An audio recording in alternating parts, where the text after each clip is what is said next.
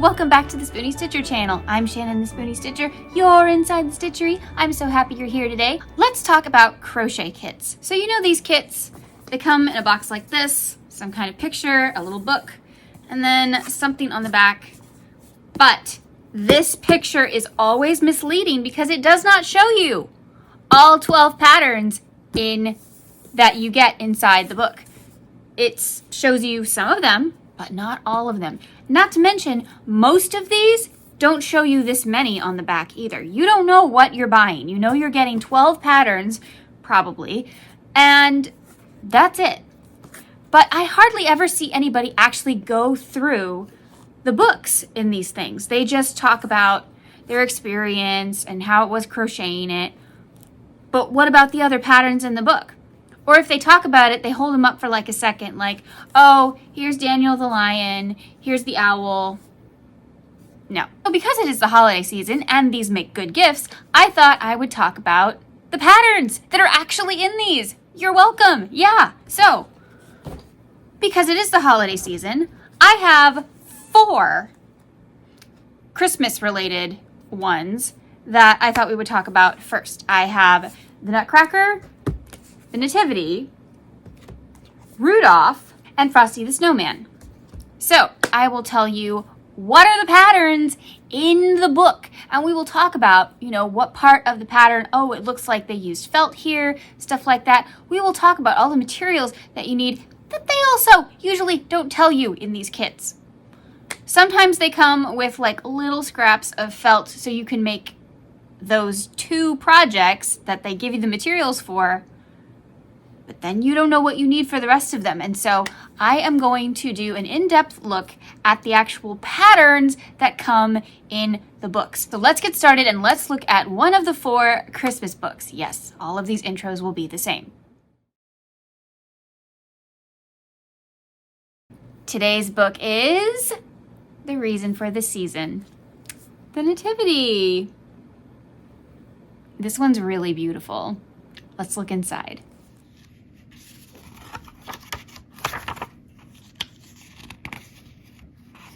There are 12 projects in this book. Baby Jesus and Mary is what you can make with the materials in the kit, supposedly. So, appropriately so, the first one is Baby Jesus in his manger. Aw, how cute! Look, they gave him a teeny tiny little embroidered mouth. Wait, can you see? My shadow's casting on it right there. So cute! Aw, I think I would have given him a bit more hay. That doesn't look very comfortable. But that's just me. Next we have Mary. Aw, how sweet. Have you noticed that lots of nativities put Mary in blue? Like, that's just kind of become a thing for Mary to be in blue a lot of the time. And I don't have a problem with it because I personally think it looks really great for Mary to be in blue in all these nativities. But I think it's interesting that that's just kind of become a thing. But I do like this tiny little bit of pink tracing her headdress so that, she's a little bit feminine. That's very cute. I have done this technique on a doll that I made a nightgown on, and so I really like this. This is very cute. Next we have Joseph, of course. So that's cool. And this looks like it's literally just twisted yarn to make the top. But I bet there's more to it than that because you need it to stay in place. Let's see. Yep, there is a bit more to it. You kind of loop it through a chain you made with your crochet hook. That's really cool. I like that. Interesting. Next we have a shepherd, and it looks like he's just a variation of Joseph, which is great because that's, fewer things you have to learn. But he's got a nice little sash to keep him warm on those fields. And he's in brown. I like it. I think he looks great. So now we have the wise men. So the first one, does it say which present they're carrying? Maybe they're in order, gold, frankincense, and myrrh. Maybe that's gold. I don't know. But anyway, this is our first wise man, and he's got some details on him.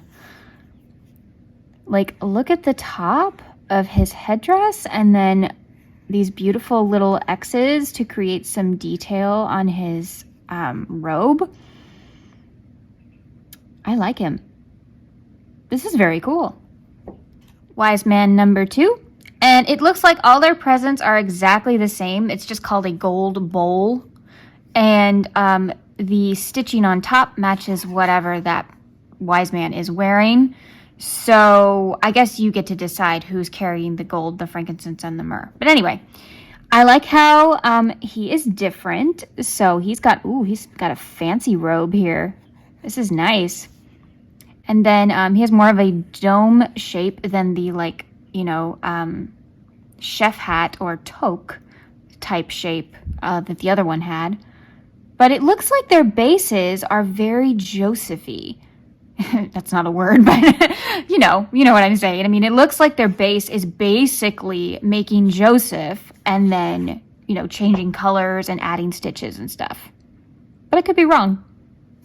Our third wise man. Whoa, look at the bottom of his robe.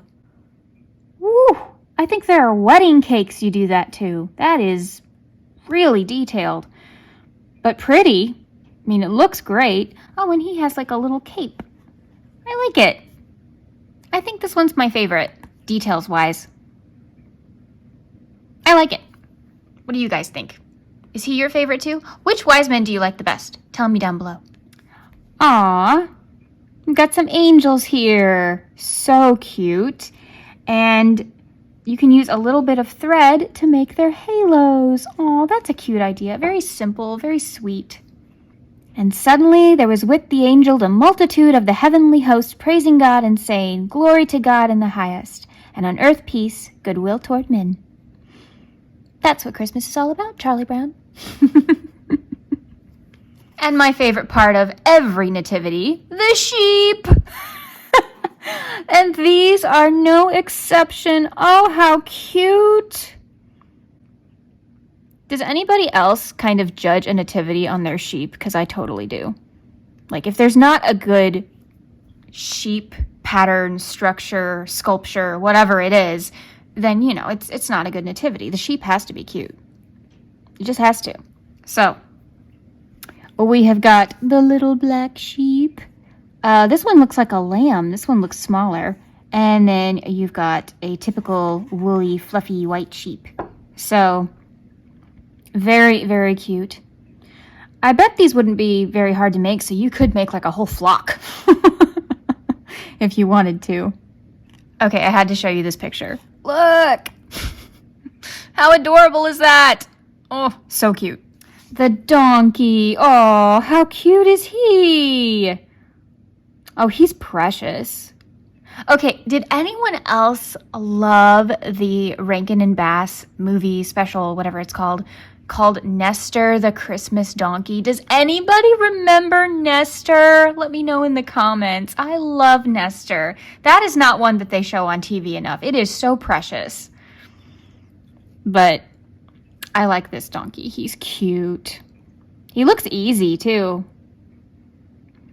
This book, besides like stitching details, as in like embroidery and stuff, looks a little more advanced beginner than intermediate.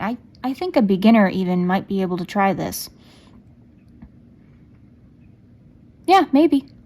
Especially if you left off a lot of the stitching details. I bet a beginner could do this. And one of my other favorite pieces in nativities, the camel. If you get that reference, thank you. Oh, he's so cute. And I like that he's down. Now, that's not something you normally see. Normally, you see the camels, and they're towering above the whole nativity. But he is laying down, and I like that. I like that a lot. And I'll be honest, yes, one of the reasons I wanted this kit was for the camel. He's so cute. And all you have to do is change this color for each wise man if you want to give them each a camel. Please give them each a camel. They cannot all ride on this one poor little dromedary camel. Last but not least, the Star of Bethlehem. Oh, I love it. This would make a gorgeous ornament just by itself. That would make a really pretty ornament just to hang on your tree. Love it. Great job, Katie. Love this book. Okay, look at this picture. This is so cute. So it gives you an idea of like how to pose it. That's so adorable. Oh, I like that. Okay, so what did you think? Is that a kit worth buying? Let me know. Also, the link for Amazon or wherever I find it, Barnes & Noble, will be linked down below. I am not an affiliate as of yet, but I do want to make it easier for you all to find. Thank you so much for joining me today. If you like this kind of content, maybe consider subscribing and join our Yarn Zebra family. Don't forget there is a private Facebook group that you can also join, post stuff, see what I'm making before anybody else. Just saying. Remember, life happens, yarn helps, and spoonies can stitch it up too. Goodbye!